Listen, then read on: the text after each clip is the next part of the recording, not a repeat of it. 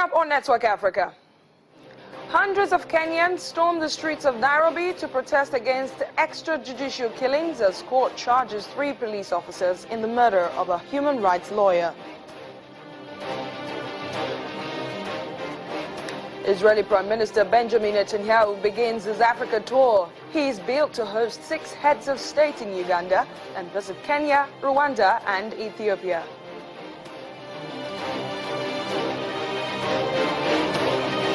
And human remains recovered from the crash site of Egypt Air Flight MS-804 in the Mediterranean by search vessel.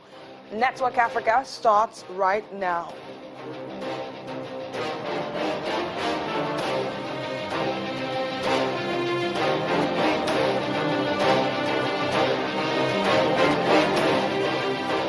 Hello and welcome to Network Africa. I am Adeshewa Josh.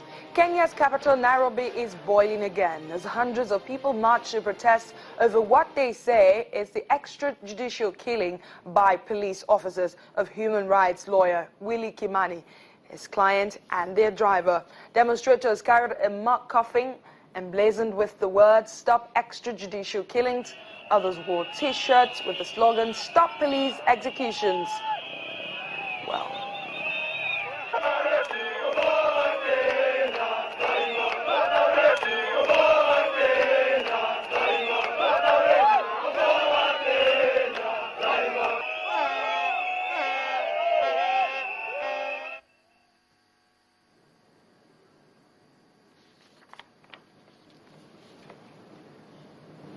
what?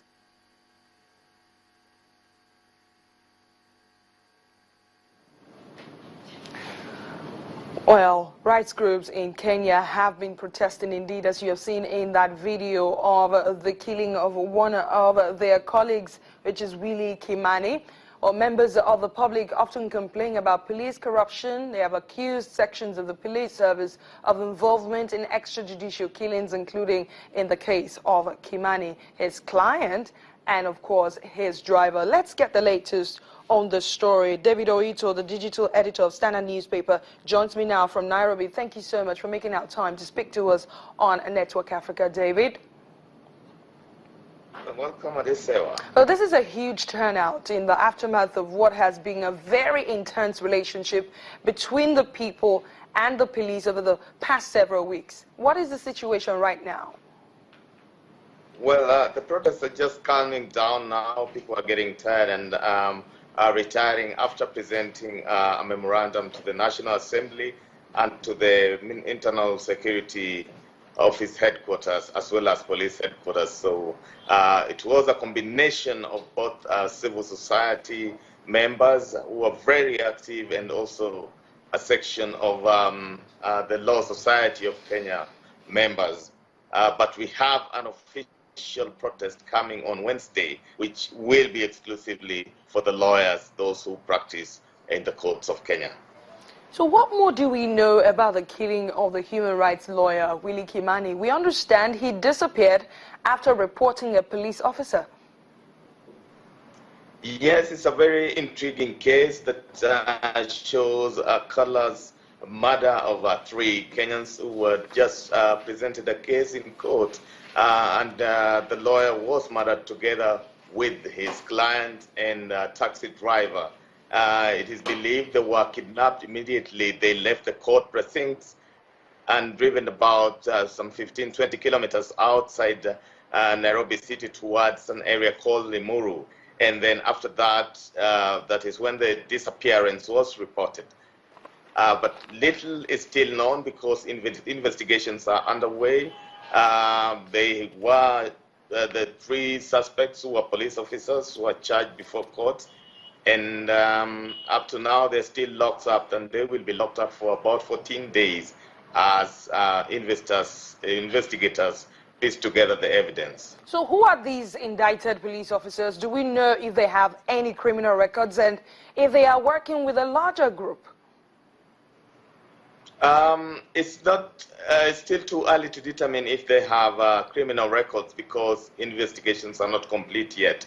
And that people are waiting. But the latest reports we gathered today is that another set of 3 officers who are believed to have been linked or having been working with the 3 suspects have also absconded duty and disappeared. They are not traceable. So we are waiting for investigations to pull through before we can try and piece and trace the track records or criminal records of these officers. And you can see the support by the protesters against this really very inhumane act by some of these police officers. What are these protesters demanding?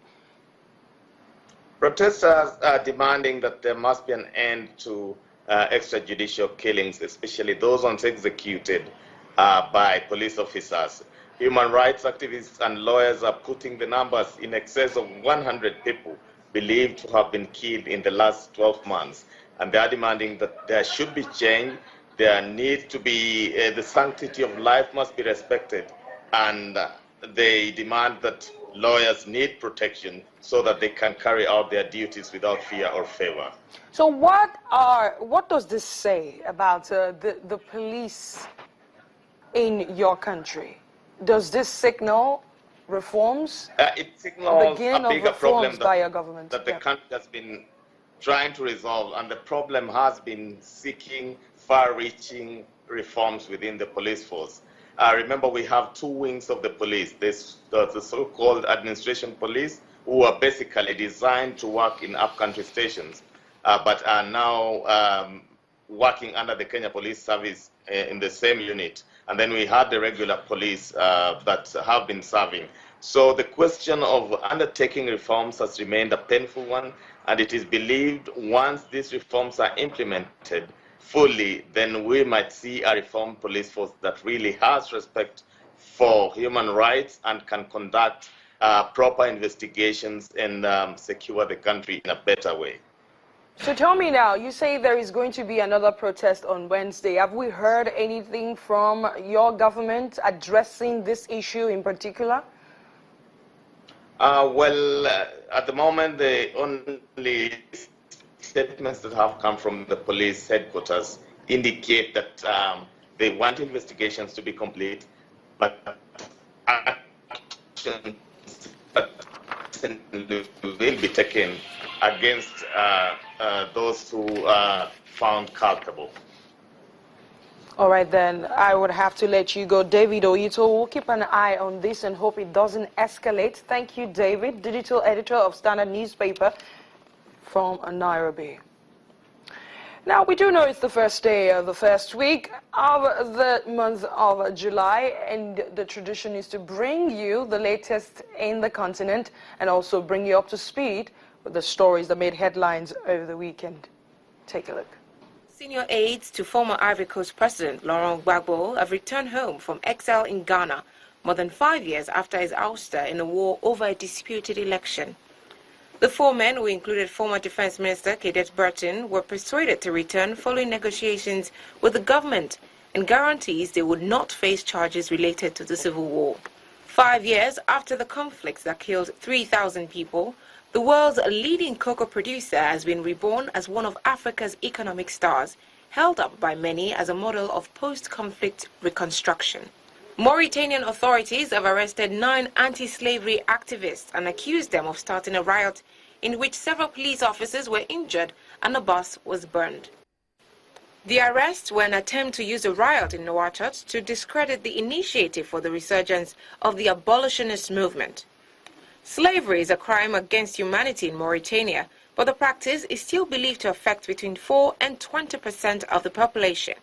Anti-slavery activists are frequently at odds with the government. Elsewhere, Italian police arrested 25 Eritreans, 12 Ethiopians, and an Italian, who they said belonged to an organization that has smuggled thousands of migrants into Europe from Africa. The arrests were made in 10 cities across Italy, and the suspects were accused of people smuggling, drug trafficking, and various financial crimes in a swoop made possible by the testimony of an Eritrean man arrested in 2014. And let's take a break on Network Africa. When we come back, Israeli Prime Minister Benjamin Netanyahu begins his Africa tour. He is billed to host 6 heads of state in Uganda. We have the latest for you in just a moment. Do stay with us.